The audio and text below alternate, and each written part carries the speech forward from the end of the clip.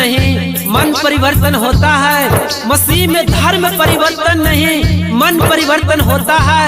अपनी मर्जी से लोग यीशु मसीह के पास आता है, यीशु मसीह के पास आता है। धर्म ना बदलता मसीह मान बदलता है। रुपया पैसा देके नहीं लालच दिया जाता है।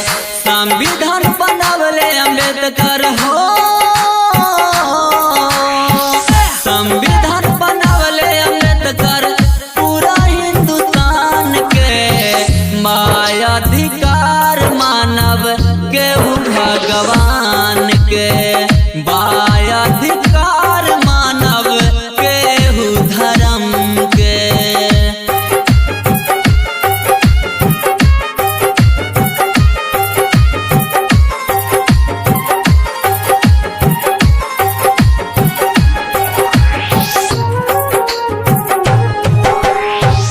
कवन सरकार तोहरा देहले आदेश हो, मसीह के सतावे के अधिकार हो।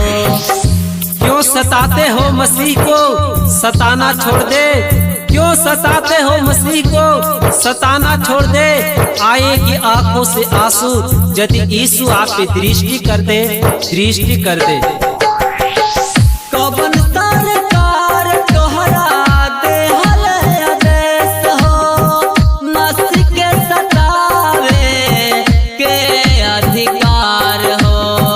बदल नहीं पैवा ज्योति हो, बदल नहीं